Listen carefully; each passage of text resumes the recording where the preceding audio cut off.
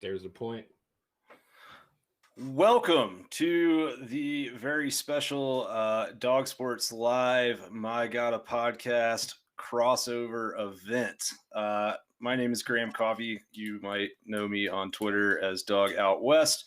I am joined tonight by Josh Hancher, Jim Wood, and John Powell to discuss the college football playoff. As we know, there was some news this week about possible expansion, and there's some very strong opinions currently on this podcast about what is right and wrong for the long-term health of the sport, and also I think what's fair.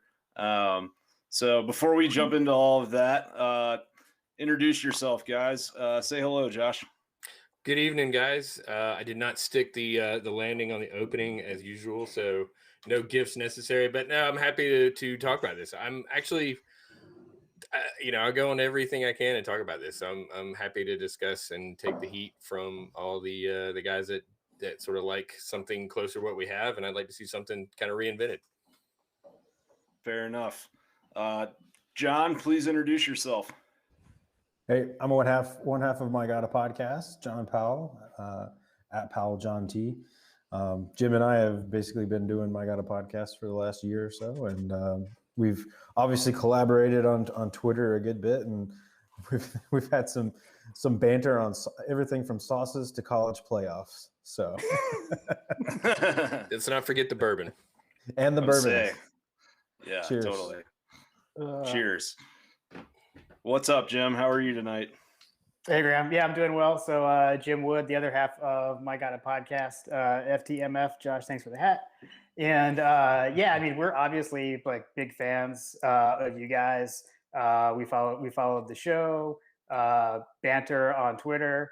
I know many people have commented that when the four of us like start jumping in together, the threads get like really long. And so we took that to a DM and said, hey, why don't we lay down a recording and talk through it instead of a crazy thread? So looking forward to it. Yeah, absolutely. No, big fan of you guys as well. And yeah, thank you for all the engagement over the last year. I feel like you two might be like the first people that became aware of the Battle Hymnal and now the Dog Sports Live project. So yeah, thank you guys so much for all of the support and conversation, and most of all, just the fun discussion. So, Josh, do you want to begin? Because I feel like you have the most maybe impassioned takes here on college football playoff. Where to start? Here's my thing. It's like I truly don't understand the fixation on or the fear of or that an expanded playoff will destroy the regular season. I don't know how, in what world, in what postseason that you could invent that the Iron Bowl doesn't mean something, that Georgia Florida doesn't mean something, or that the battle for the jug, or the big game, Ohio State, Michigan. All those games are always going to mean something, and God forbid if there's a rematch of one of those games in a postseason where it's win or go home. I can only imagine how much more. Imagine Georgia, Florida in a semifinals. I mean, I'm exhilarated by the thought of that. I think it's exciting. I think I tried to find some, but I couldn't find anything. I saw a Furman Bisher article from after the very first SEC championship in 1992, where it said all eyes were on college football. All the athletic directors and conference presidents were watching if this was going to work. So, I mean, it was groundbreaking when the SEC, split divisions, expanded their conference and made a championship game, which is now standard. I just think that is the best sport with the most effed up postseason. I mean, we've had 5 split championships since 1973 or 74. In the BCS era, we had a rematch of a 6-3 or 9-6 game between LSU and Alabama. I just don't see how that expanding and reinventing it and making this settled on the field rather than an somewhat arbitrary, BCS +1, which is all we've got. There's no way you can really say that 4 teams is really going to lay out a true playoff. It's not a true playoff. It's a BCS +1. So there's my take. I'm going to let somebody jump in and either hammer me or or Well, just, so there it is. But before we get the next jump in, what is your proposed solution? What would you like to see the college football playoff look like? Okay, I think every Power 5 conference champion should be in. So there's 5. So my like crazy pie in the sky is do the math here. I think it's so championship week, you have the 5 playoff, the 5 conferences playing in a championship game. You got 10 teams there. Then you get. So what do you do with Notre Dame? What do you do with the group of 5? What do you do with some non-division winners that aren't playing in the conference championships that are deserving, like Ohio State in 2015 or 2016 and Alabama in 2017. So you have a playoff for them where they play the same weekend or that same week, sort of call it the play-in games, where you take the best group of 5 team, Notre Dame, and then some non-division winners that are honestly worthy by some committee. There will be some subjectivity to it, but yeah. So basically, yeah. So you got the 5 Power 5 champions. You get an at-large from those teams in case that an undefeated team gets has an injury early in the game and gets upset big time, but they're clearly one of the best teams, so they get a redo.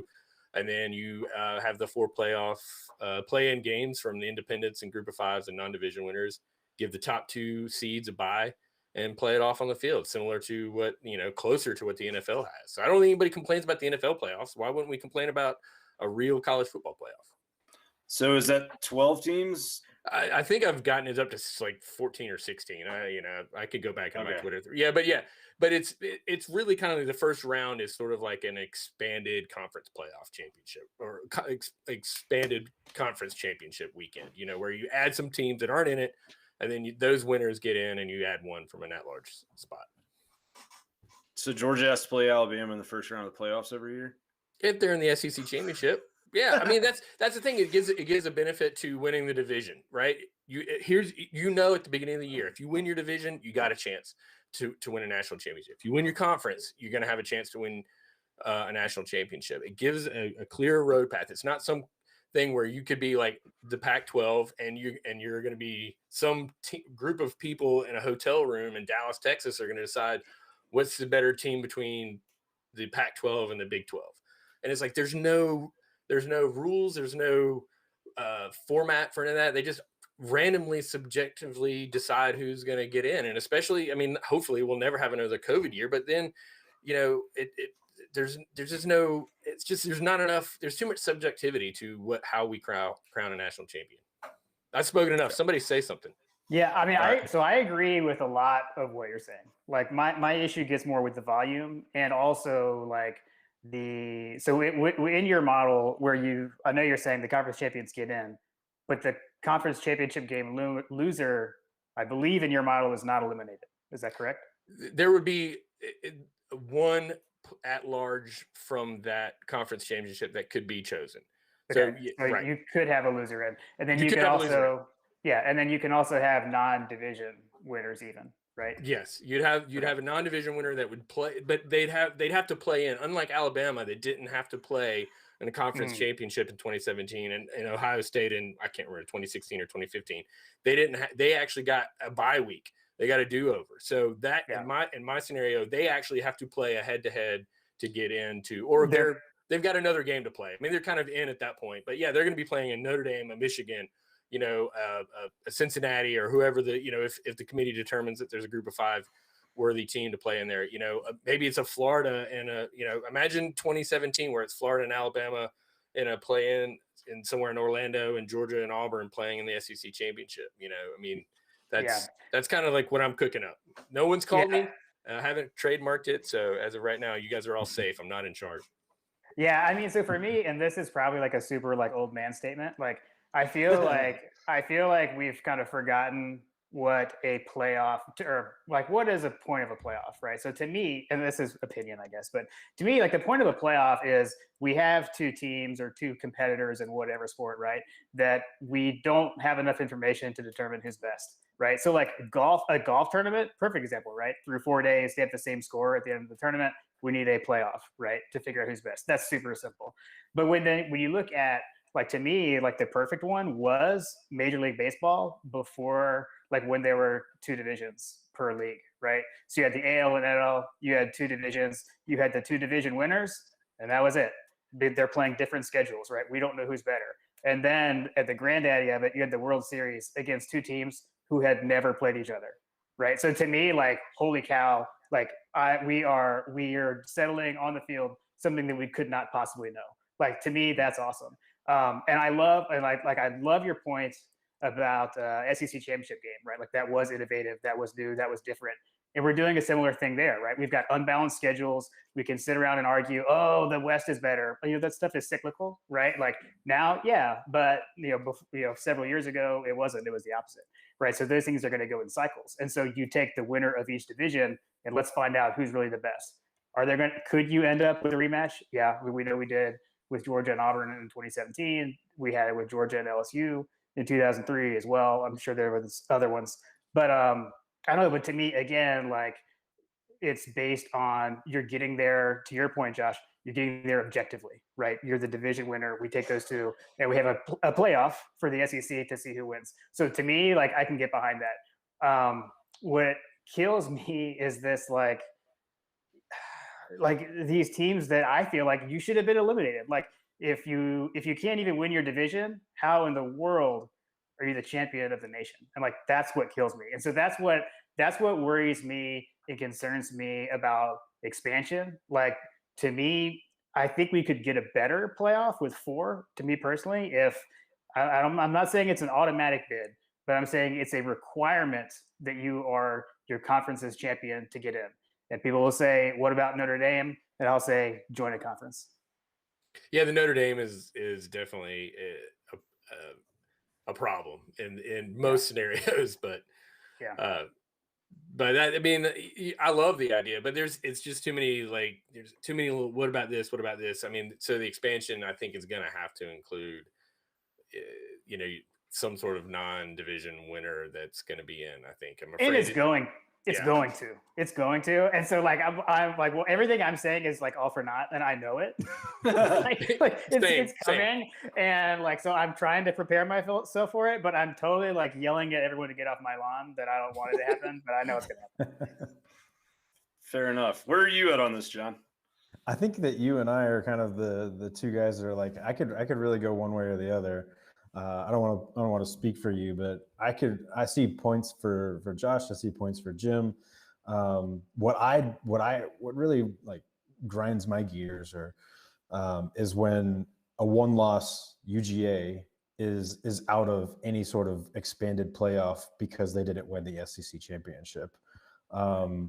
That scenario to me just cannot happen. Like, a one loss SEC runner up should be in any sort of expanded playoff. So Josh, if they didn't win the SEC championship, then they potentially would be out, unless they didn't get one of those at-large bids. And then I look to seasons like where you've got like a BYU, or you've got an Army, or someone in one of the lesser conferences that's undefeated, that gets in ahead of a 1-loss UGA or a 1-loss Florida or a 1-loss Bama, whatever it is.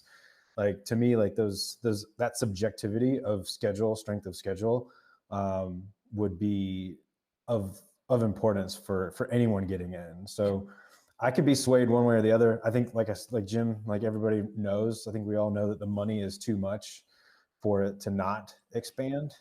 It's just a matter of when. So I try not to get wrapped around the axle. Like, let's just figure out whatever it is that the people that are writing the checks are going to decide, and then we'll run with it for a few years, and then it'll probably expand again. I think that any expansion should include a reward for clearly the best team or the best 2 teams, and that should be in a bye. You win the SEC with 1 loss or 0, undefeated, you should get a bye. You should get advantage.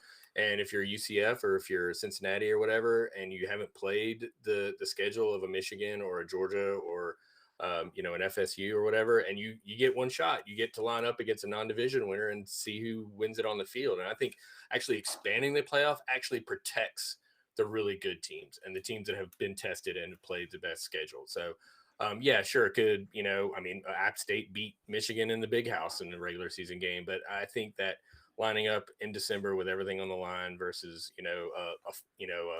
a Georgia from 2020, that we got all we could handle with Cincinnati in the Peach Bowl. Imagine if that game were, to advance to win the championship as opposed to just not, just a great bowl game, and it's like, I think it keeps the players invested. The bowl games have been so watered down by the even just the 14 BCS. I mean, it's like the kid from Stanford who was in at Carolina, who's totally drawing a blank on his name. He was the very first big name that opted out of a bowl game.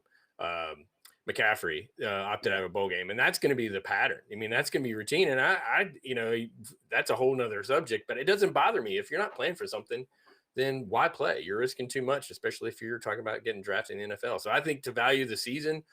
I don't want to undervalue the regular season, but I think an expanded playoff actually makes it all much more valuable for the players and the fans. And I think it's good for I don't want to get all sappy, but, I think it's important to expand it to give more teams a chance. If you're telling me that, like a lot of people have told me, it's like, well, the best team's not going to win. Well, tournament doesn't always award the best team. It's the NCAA championship is great because not the best team always doesn't win, but it's exciting. It's great. And you're still a champion. And like if LSU had gotten beaten in the second round, they still would have had a great year, but they didn't win at all. None of that bothers me. We got to fix the sport, make it better. And I just only see positives out of all this. And if Blutarski's watching, he's actually turned it off by now. All right. I agree with him. So, all right. The more I've listened to this, I think I have kind of developed an opinion here. So I do agree with you, Josh, that the postseason does need to become more interesting. There needs to be an incentive to keep these guys involved because, bowls have always been exhibitions. You go back to the early time of college football, like the only pictures you will ever see Bear Bryant looking happy in is like him at a bowl game, like tanned, buttons open on the shirt, cocktail, some floral patterns. The rest of the time, meanest son of a bitch on earth, right? So, like, one way or the other, either we just admit that these are exhibitions and, we stop using them to rank teams or to, kind of gauge where programs are at, or we need to do something to really incentivize winning those games and keeping players involved. So, like, I'm with you there. I think my issue with the current playoff format is, like you said earlier, that we have a BCS +1.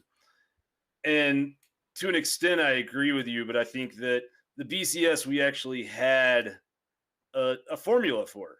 Like, there was a formula for the BCS that, was not subjective. And after watching Ohio State make a 14 playoff last year after playing 6 games, like, I think we've kind of broken a barrier of sorts where really at this point, like, resume is not going to matter and anything can be justified.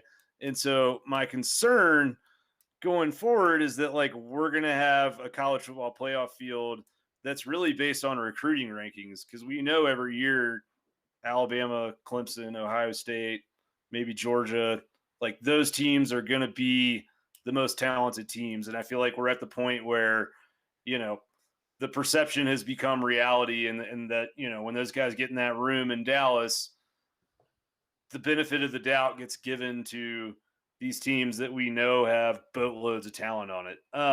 Well, let me jump in on the whole BCS, and that everyone starting. I've even seen people say, let's go back to the BCS. And I think the BCS form, there are tons of people that track it and say who would have been the 4 teams chosen by the BCS. And I think Ohio State made it in on the BCS rankings that, extrapolated out to 2020. But, Dan Wetzel, who wrote the book, Death to the BCS, talked about it in Death. There it is. Look at that. How about that? I came prepared. Solid. Yeah. Exhibit A. All right. If Dan Wetzel owes us a retweet on that. Timestamp. No, but he said, he talked about Utah with Alex Smith and how awesome a season they had. And he was, floating around all these, and the Harris Poll people literally had not watched Utah play. So Right. if you're, and I don't think we're to that point with the playoff committee, not watching the players, but it's like you talk about recruiting rankings. They're walking in with a preconceived notion who the best 4 teams are. And it's going to be hard to get them off of that. I say you expand it out, let them line it up on the field and settle it. And I'm sorry if the best team, whether it's, Alabama or Clemson or 2019 LSU, they got beat. I just don't see a problem with it. It's, Tampa Bay won the Super Bowl as a 4 seed. Pittsburgh won it as a 5 seed in their conference. But Yeah. so go ahead, Graham. I guess here's now that I've told you all the things I like about your arguments. You got to do a little bit of that every now and then. I'm going to tell you what I dislike, which is the fact, if we're talking about using conference championships as a play-in model, I did a little homework. So from the ACC in 2018, we had a 7-5 Pitt team play Clemson in the conference championship. In 2018, we had Northwestern, who lost 21-7 to Duke and 39-34 to Akron, play at 8-4 in the Big Ten championship game. And so, that's why I asked you the question earlier, so Georgia has to play Alabama in the first round of the playoffs every year, because I do think there would have to be some sort of reseed. But yeah. the beauty of college football, and I'll shut up after this point, is that college football has by far the most interesting regular season of any sport that I know of. And you were talking about those games, the rivalry games, the traditional rivalry games meaning something. They're going to mean something no matter what. And I agree with you 100%. They are, because there's emotional charge there. But the thing I love about college football is that random Saturday in early November where, Ohio State is on the ropes at some random Indiana or some random Iowa? Big Ten team. Yeah, yeah, exactly. Yeah. Wherever it is, and we know in that moment that their whole season could go up in flames. That's the thing. To me, college football, the stakes are so high every week. And Josh, if I were to watch this back, I know I cringed when you said what if Georgia and Florida played in the playoff? And I'm like, oh, that game, that game feels so big. Okay, so when I was in school, I went down there and we lost every single time. And my heart was absolutely broken. Right. And so to me, those, I don't know, man, part of the cool thing about college football is you have those lows, and I hope to someday feel that high, and it's going to make it feel so much better. When we walked out of Bryant Denny in September this year, we were all saying we get another shot at him. That didn't bum us out. Yeah, I know. And that's somewhat of a rare scenario, right? To be able to have that, when's the next time we play Alabama?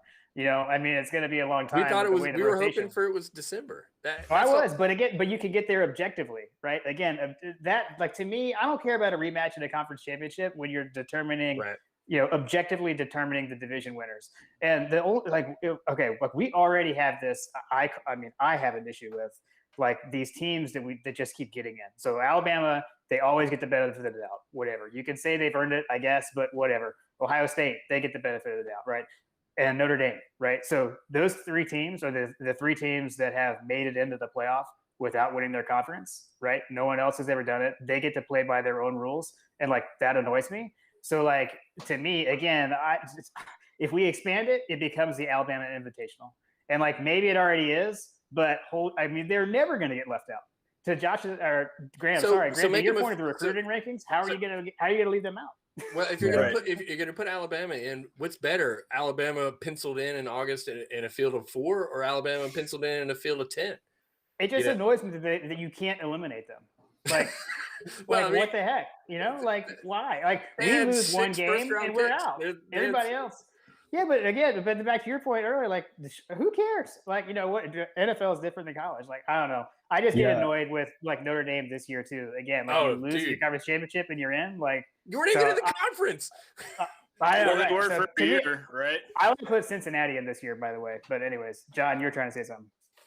I was just about to say, your comment about no one complains about the NFL. No one's complained about college football being amazing for however long it's been going on. So Like, I don't want to see it. I don't want to see it come like the NFL. There's something special about college football. Like, that's by far the best argument against me, is that you're good with it. I mean, honestly, that's the best argument.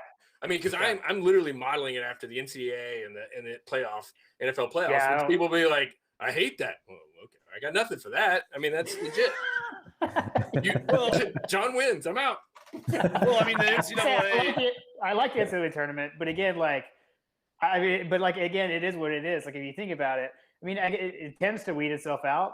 But I mean, you're talking about getting the best team, and that is something like I kind of do care about. Like, I would like to see like find out who's the best, right? And so that's where I get to like, hey, let's have a playoff to figure out who's the best. And just the fact that I feel like we could, again, my way to improve it is to not give an automatic berth to a conference champion, but make having a conference championship be a requirement for entry. That's my thing. And even if we go to 6, like I think I could live with 6. Although if you do that, they were talking probably automatic bid for those 5, which, Graham, to your point, when you just ran down that list, like I know like in general, like the lesser team didn't win, but it's happened, right? Like Colorado, like in the BCS era, I can't remember, like Colorado beat Oklahoma or something, but then they were still in anyway, all these random things, you know? The only good thing that's happened to Georgia basketball was the fact that we got in because we won the conference championship to the 28 NCAA tournament. So you're going to take that away. I mean, shit. I mean, what's wrong with just us, oh, well, Northwestern got in. Sorry, Ohio State. Imagine if Northwestern sent them packing. How the rest of the world would be all about an 8-5 Northwestern team. But in your model, they don't send them packing, right? Because they're still going to get. If there's one, that's what I don't like. Yeah, that's what I don't like. Dude, you are kind of winning me over thinking about Northwestern eliminating Ohio State from the postseason. That's pretty good. Win or go home. I mean, that's what win or go home. Jim, you said it. You don't want Alabama getting a free pass. You've said the same thing. So let's line it up and figure out a way it's win or go home. Not. How do you feel about running? Because I've seen several scenarios like where you play the bowl games, like do the conference championships, do the bowl games, and then you'd pick. Season's too long there, I think, at that point. That's the true +1, right? So play out all the bowls, and then whoever's 1 or 2, but by whose metrics or by whose determination, then they play. I mean, but Josh, is that season going to be any longer than your model? Yeah, I guess your model has it ending at the same time, right? Yeah, I mean, what I would do is, honestly, I've written this all down so many times, it's pathetic. My buddy John has heard this so many times. But it's like, but in my scenario, you take a week off after the end of the regular season, you give Army Navy that week before the conference champions and make that an event. So you've still got something waiting for you. It's not just another college football game stuck in at the end of the season like it is now. So, and then you get 2 weeks off, you get healthy, you get right. And basically the first round is that weekend. You get everything organized for the at-large play-ins. Conference championships have a 2-week build-up. And then you go right into, then you have a bye week for the teams that, the 2 teams that bye, they're going to play after Christmas. You play around before Christmas, you take 2 weeks off, and then you've got the semis after Christmas. I haven't thought about it that much, guys. So you know what else makes college football great though, right? Like arguing. And what are we sitting here doing? Like arguing the whole thing. Yeah. And that's where it's like I think Tony Waller jumped into your thread the other day and was like, just play the bowls and then let's just let the polls pick them again. Was that horrible? I mean, yeah, but I don't know. Again, maybe it's me and being old and having nostalgia. It's like, I don't know. It was pretty fun arguing about who's the best.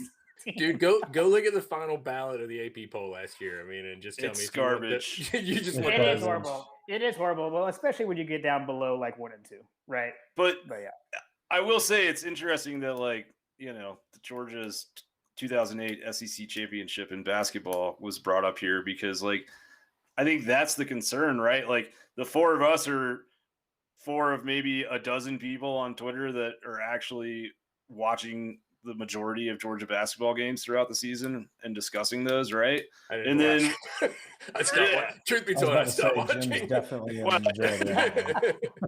Well, yeah, but my point being, once the NCAA tournament comes around, right? Everything, sports shows that don't talk about college basketball all year, it's bracket time and all of that. And yeah, the country gets involved for, a couple weeks, but the reality is that college basketball is hemorrhaging money because those television rights aren't worth shit. to anyone. And that's why when conference realignment happens, schools with great basketball programs are left out in the cold in a lot of situations because they don't make more than a few $1 million a year. And I'm afraid that if we go too heavy on the postseason for college football and too large of a tournament type format, you create the same dynamic, and no one wants to watch, a random late September out of conference game between Georgia and UCLA or somebody. I think you hit the nail on the head. I mean, the college basketball, like basically no one really cares until March is ultimately what we're talking about. No one really cares until March hits. And that's when the tournament happens. And that's when everybody's like, okay, now the season really starts. Like that to me is just, that doesn't sit well with me for college football, because number one, there's far fewer games. And number two, the stakes are so much higher, particularly in the SEC. So like, I don't know. I feel like that the comparison to basketball is almost unfair, but I mean, we all know that they're going to expand the playoff no matter what. But at the same time, like, I would hate no matter how you slice it, the regular season would be somewhat devalued by the time you get to 16 teams. Like, if you can get in as a division winner, the regular season doesn't matter as much as it did before.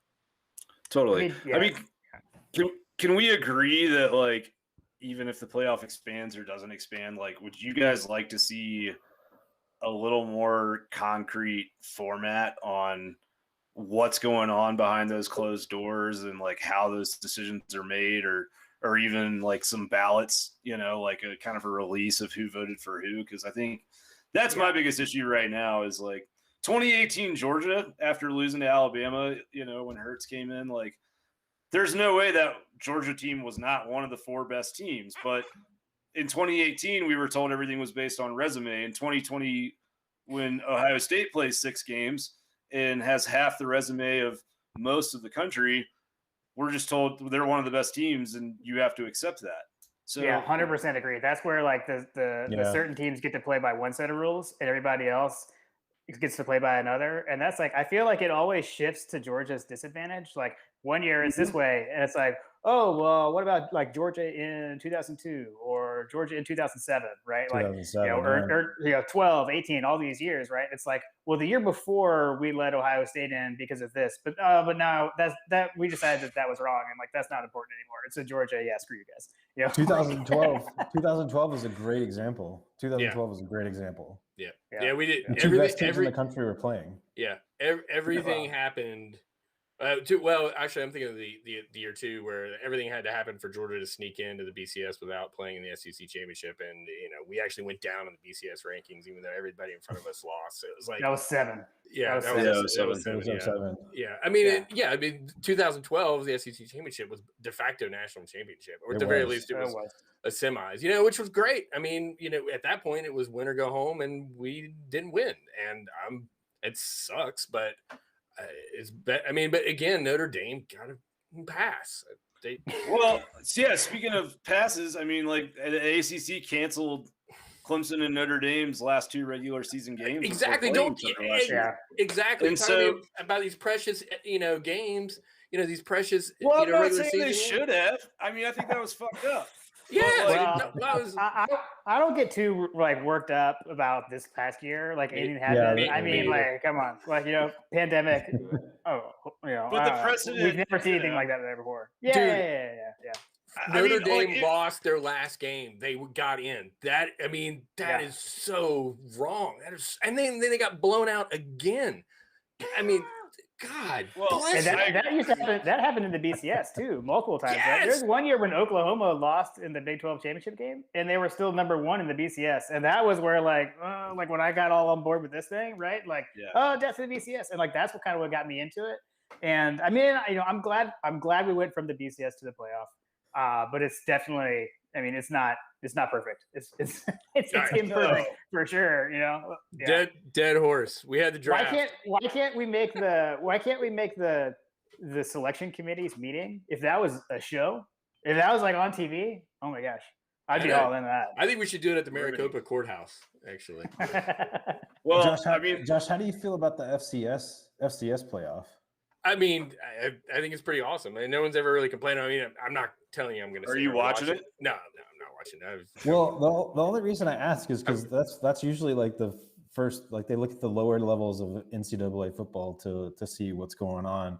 And I think John Tweets had mentioned this earlier today, that North Dakota State lost in the quarterfinals, and that was the first time that they had lost in 10 years. So it was like one team basically it took 10 years for them to have a shocker in that playoff scenario. Yeah. Right. Yeah. Well, that's a good point. I mean, I think truthfully, like I look at the system the way it is right now, and after what Clemson and Notre Dame did with the ACC last year, like I think next year when the SEC title comes around, if you got 11-1 Georgia and 12-0 Alabama or whatever it is, like the SEC should just be like, no, we're not playing it. Like if Georgia doesn't play in the SEC title game in 18 or 19, they are in the playoff. And that 18 team was good enough to win it. The 19 team, not hot garbage, James Coley, all that issues. But like seriously, like it's not. I drink every time James Coley gets mentioned.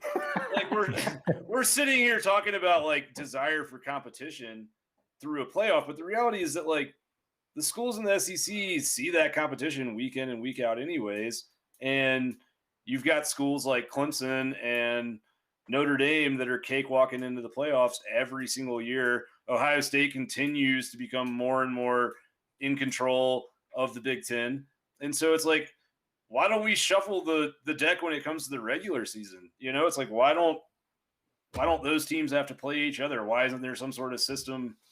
I don't know what that would be. I've not thought about this until this moment, but it's just like, it's another thought because the regular season stays as interesting as it is, or more interesting, but like B, the schedules are more balanced that way.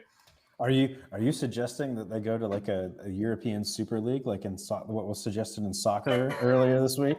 No, I'm not suggesting that. I don't want anyone like burning my house down. But, exactly.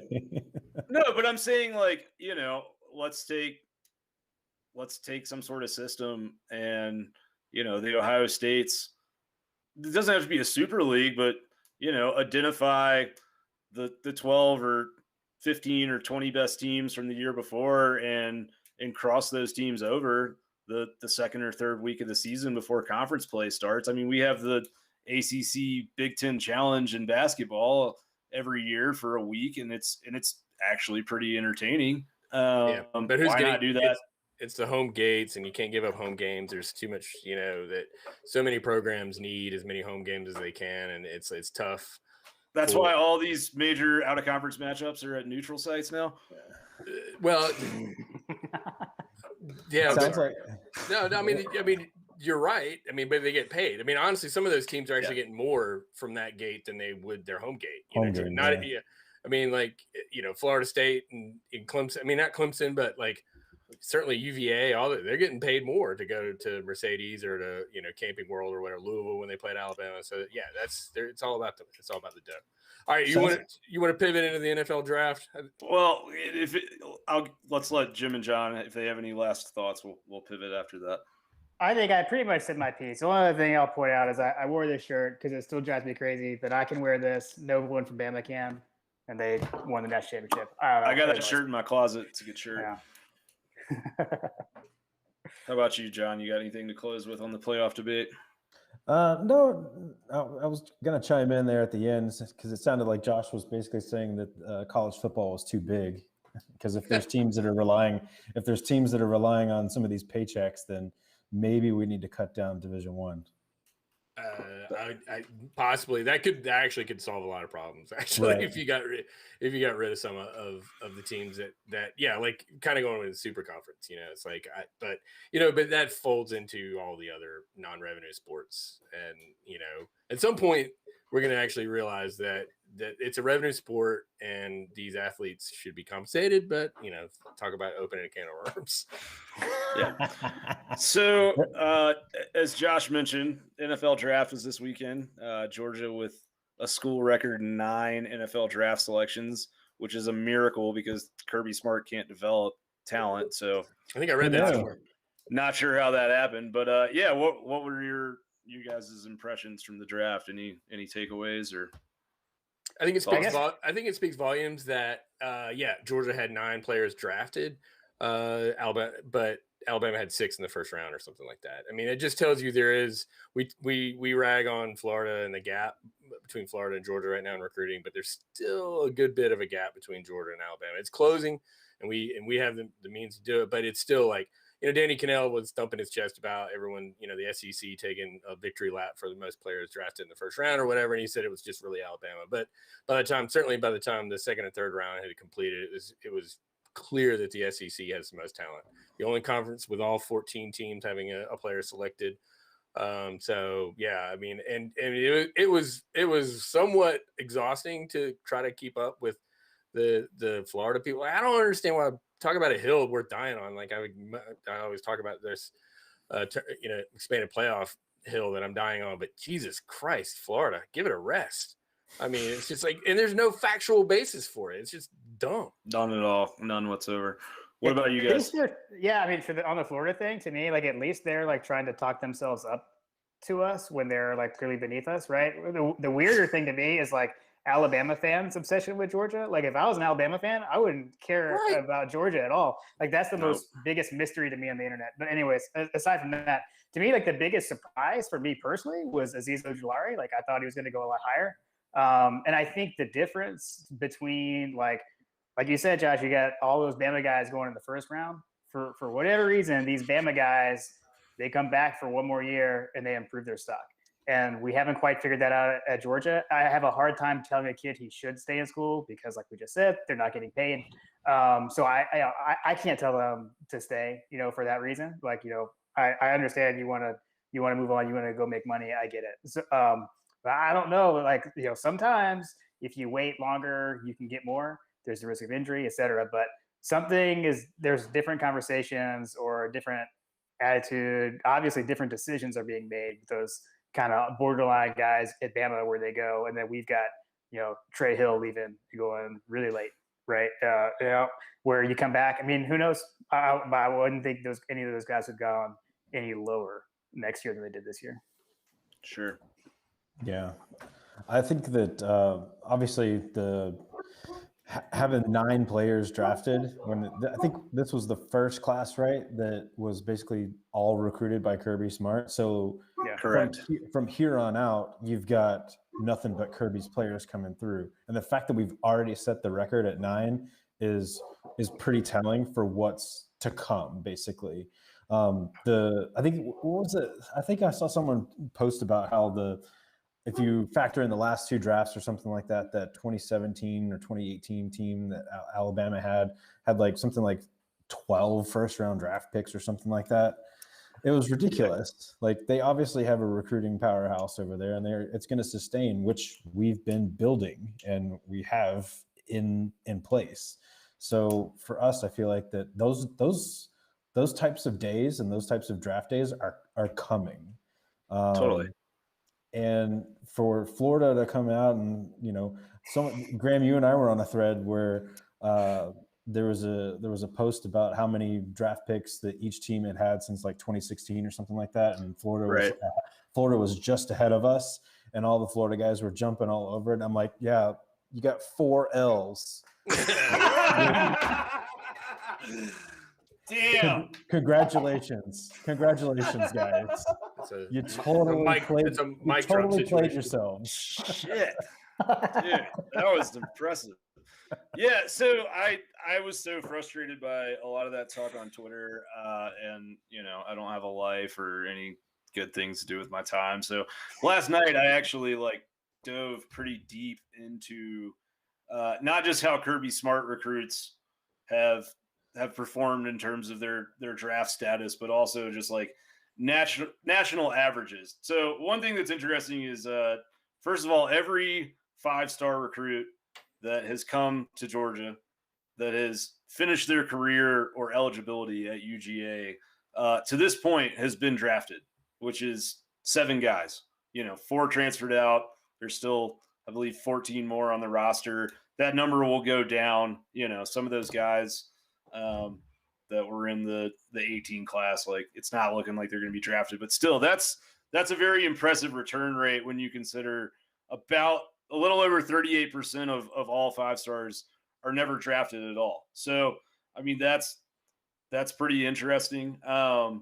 The other kind of data that came out is that the average 4-star has about a 25% chance of being drafted. There's 330 4-star recruits in each class, and there's about 80 of them that are drafted in a given year, give or take, year by year. But for Georgia, again, and the criteria that I used here is guys that were recruited by Kirby Smart. So this does not include anyone that was on the roster when he took over from Richt.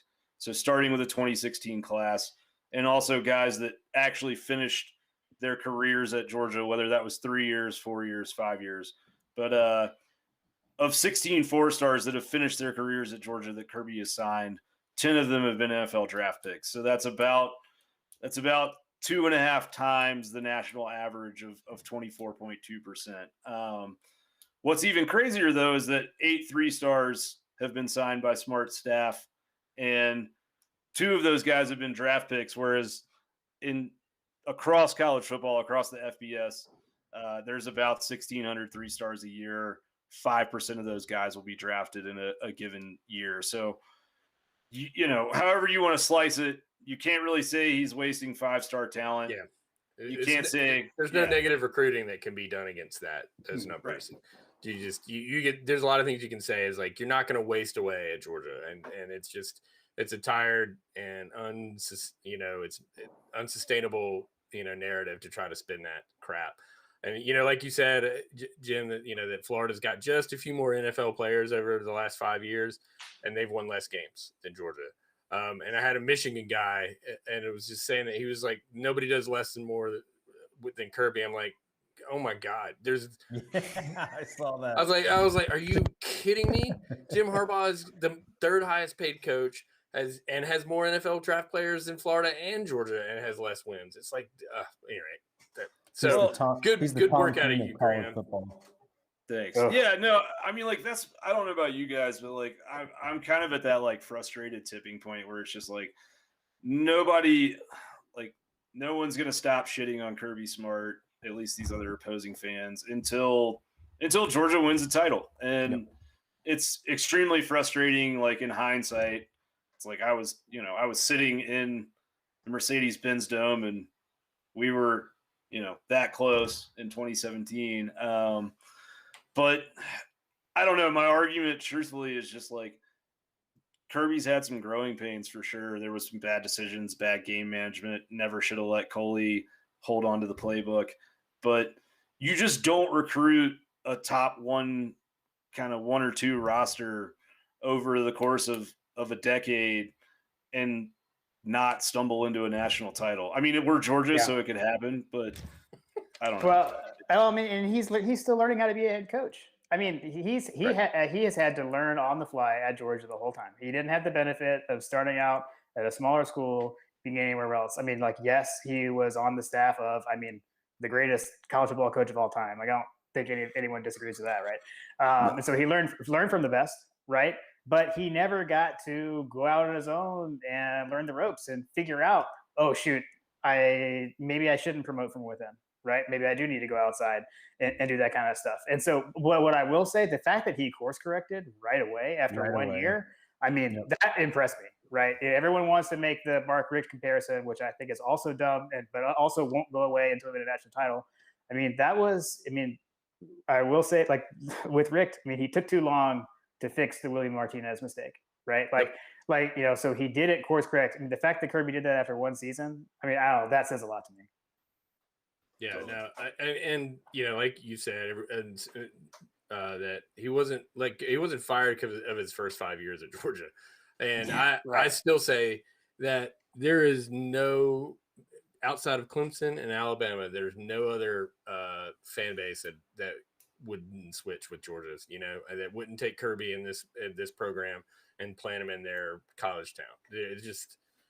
Maybe I guess at LSU, maybe, but I'm telling you, built for the long haul, Georgia is going to be there, and I'm a homer, so I think they're going to get over the top. But I'm so good with any of this. Take the shots. I don't care. Whatever. I'm FTMF. I don't. That's all I got. There was a graphic that was put out about the comparison between Nick Saban and Kirby Smart through 59 games. Yeah. And you look at it side by side, and it's literally Kirby has one more loss. Nick Saban has one national title. Everything else is pretty much the same. But I mean, his first 2 years were at a small school, though. He was at Michigan State, right? No. He's at Toledo for 1 year. Toledo for 1 year. 1 year, yeah. No, this was his Alabama coaching experience. Oh, gotcha. Yeah. Okay, I saw that, and I my apologies. I thought that was the Toledo, Michigan State. Wow. Okay. That was Saturday down south. Nick Saban was 48 and 11, and Kirby Smart's 47 and 12, and pretty much versus SEC versus top 25 versus top 10, SEC championship game win-loss, SEC titles. The only difference is that Saban got one national championship. Well, and the Saban train really got rolling. There was the first title, I think, in 09 against Texas, or maybe it was 08, whatever it was. But point being, like, that train really got rolling from a talent perspective because he was putting dudes in the draft year after year. And yeah, I mean, Georgia did not have 6 guys drafted in the first round. Truthfully, that 2017 Alabama recruiting class with 12 first-round draft picks or whatever it is, 9, 12, we'll never probably see that again. If we do, it'll be once maybe in our lifetimes. Like, that was a total anomaly.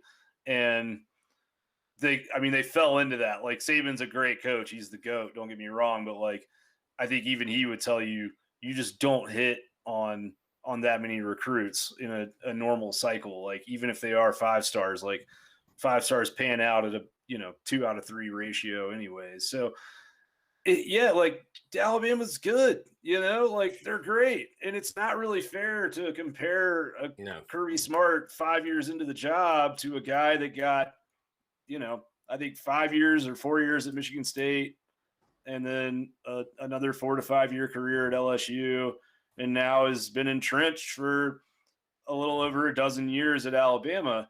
But the exciting thing is that, like, the trajectory of Georgia's program is on line with that. I really hope we get a win over Alabama, like, before Saban retires.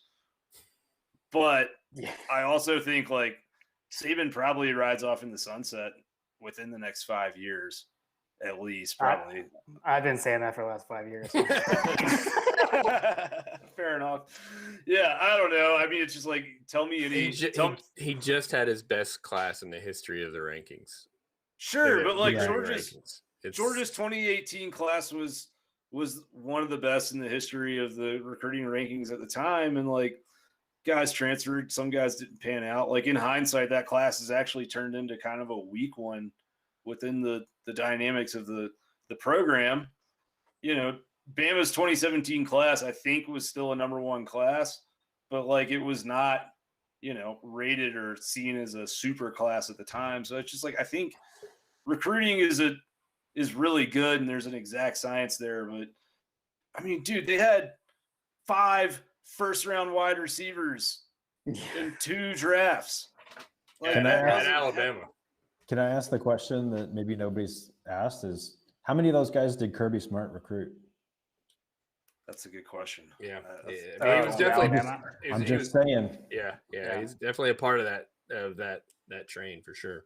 I did see something on Twitter, I want to say, like, yesterday or this morning, that, like, I think there was 9 first rounders on offense that Kirby recruited to Alabama. I don't know if that's over his career there or what, but yeah, you're right. That's a really good point, John. Everyone says Kirby can't develop QBs. Well, look at Tua, baby. I'm totally kidding. I mean, recruiting is a snowball. Recruiting is a snowball, and he's basically snowballed it every year.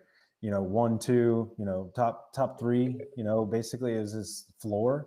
I mean, if that's your floor on an ongoing, like, cyclical basis, and the next closest competitor to you is below you, like that gap isn't closing. I'm sorry. This is going to be more often than not. No, you're right. And I mean, that class last year, a lot of people that really know and understand recruiting, Georgia finished third nationally, but they missed on a lot of guys that they wanted, especially early in the cycle, and really struggled with the pandemic and lack of visits and all of those scenarios. So it's like Georgia did, you're right, like in a class of guys that really maybe weren't the first choice, or it didn't go the way it was planned. You're right. They still finished with the number 3 class, which Dan Mullen would, kill to do. He never will probably. But if you look at this 2022 class, I mean, it's already 13 kids strong and far and away ranked the number 1 class in the country. And there's at least 3 5-stars in there. There might be 4 or 5 or 6 after senior years happen. So it's all in the right direction. The program is extremely healthy. Yeah. Oh yeah. Yep. Well, dude, this has been a lot of fun. I think we should probably do this more often. What are you guys doing in the preseason? I mean, in the off season, you guys gonna put out some more content, or I mean, first off, we should plug the show. My God, a podcast. I imagine everyone's watching as a subscriber, but it's a good podcast. I listen to literally every episode you guys have done. Enjoy it a lot, and I've always said the community of dog fans putting stuff out there has been a lot of fun to be a part of, and I enjoy it. So, what are you guys going to be doing until we get some real football to talk about again? Yeah, great question, John. What were we? No. So so for sure, like we're gonna pick up. So yeah, we were like super last minute actually. Like season 1, kind of getting everything together. Like our first episode was like a season preview / Arkansas preview. So we'll get rolling earlier than that. We've got a couple things like tentatively lined up that we'll have out, just kind of some bonus content, I guess, over the summer. We've got some guests lined up, so I'll kind of tease that. But yeah, we'll get back into it. I would say more like as we roll into fall camp, we'll get more into like our usual weekly type schedule, and then back to our for those that haven't listened, we're generally during the season 2 episodes a week. A game review that we talk about usually like Mondays or whatever close after, and then we'll do a preview, a detailed kind of deep dive heading into the opponent every week. Well, Graham is super busy at dogsports.com and on the Twitter, defending all things Georgia against all things Florida. So be sure to be following Graham at Dog Out West. Go to dogsports.com. I mean, he churns out more than anybody out there. I'm constantly impressed about how much you can, not only just stuff, it's not fluff, it's just hard, good stuff for April when, it's awesome. Some of us are getting blocked by Anthony Dasher over Tom Crean. Others are out there putting out content. Somebody's got to set these goddamn lizards straight, and I'm here to do it. All right, and we're actually gonna do some more play breakdowns from the G Day and just sort of kind of continue our sort of preview. I mean, I think the more when we talk about this, and hopefully you guys are watching, you'll know these players by the time the season gets around and really what their tools are. Graham is a hella good watch to him crunch some numbers. So we're going to be doing some more of that. So stay tuned for that. And also we owe some people some hats for some 5-star reviews. Didn't have my act together. The hats are on order. Haven't forgotten about you guys. So be sure to give My God a Podcast your 5 stars and our little show a 5-star review. And we appreciate everyone tuning in to both of us. This has been fun. So thank you guys a whole bunch. Graham, you got anything else you want to say?